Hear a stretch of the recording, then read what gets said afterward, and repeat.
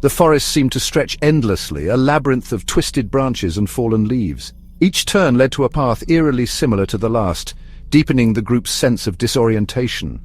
Panic gnawed at their edges, fueled by the growing darkness and the whispering wind that seemed to mock their plight. They were lost, hopelessly and utterly lost. Don't trust them. Emma stumbled, her once bright eyes now clouded and distant. The whispers, barely audible at first, had grown louder, worming their way into their minds. They promised solace, whispered of forgotten truths, and Emma found herself drawn to their haunting melody. Her steps faltered, her breath catching in her throat. Chris, ever the watchful friend, noticed the change in Emma's demeanor. He reached out, his hand brushing against her arm, a silent plea for her to stay present. Emma flinched, her gaze darting around as if seeing the world through a fractured lens. A shiver ran down Chris's spine. The forest itself seemed to press in on them, the air growing heavy with a nameless dread. The shadows between the trees deepened, taking on shapes that flickered at the edge of their vision. They were being watched. The whispers intensified, swirling around them like a malevolent wind. They wormed their way into their thoughts, planting seeds of doubt and despair. The group huddled closer, their fear a tangible presence in the suffocating darkness. The forest held its breath, watching, waiting. They're hungry. They're always hungry. Emma's eyes widened, reflecting the growing madness that pulsed around them. She mumbled incoherently, her words disjointed and laced with a terror that chilled them to the bone. Chris grabbed her hand, his grip firm, desperate. Emma, it's us, it's Chris, we're your friends, remember? He searched her eyes, desperate for a flicker of recognition, a sign of the girl he knew, but there was only a chilling emptiness. The whispers grew louder, their tone shifting from seductive whispers to hungry snarls. The shapes in the shadows grew bolder, their forms shifting, twisting, becoming more defined. They were no longer just shadows.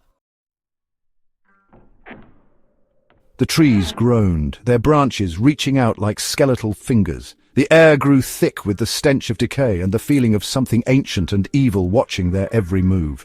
Panic surged through the group. Their hearts pounded a frantic rhythm against their ribs. She gasped, her hand flying to her mouth to stifle a scream. She pointed a trembling finger towards the distorted figures lurking in the undergrowth. Through the darkness, she saw them, faces contorted in silent screams, their eyes burning with a cold, hungry light. Lost souls trapped within the forest's grasp. The ground seemed to shift beneath their feet. The path, once faintly discernible, vanished entirely, swallowed by the encroaching darkness. The forest was alive, a malevolent entity toying with its prey. There was no escape. Chris pulled Emma along, his heart hammering in his chest. We have to run, we have to get out of here. But the forest had them now, its grip tightening with every terrified breath. They ran through the unforgiving darkness, branches whipping at their faces, their lungs burning with exhaustion. But the forest moved with them, a living labyrinth designed to break their spirits. Panic turned to despair as they realized the terrifying truth. They were running in circles. We can't run. It's already inside us. Emma stopped, her body trembling. The whispers swirled around her, their voices growing louder, more insistent. She looked up, her eyes wide with a terrifying understanding. The shadowy figures emerged from the trees, their forms solidifying, becoming grotesque mockeries of human beings. They circled the group, their eyes burning with an insatiable hunger. They were surrounded. Then, from the heart of the darkness, a figure coalesced.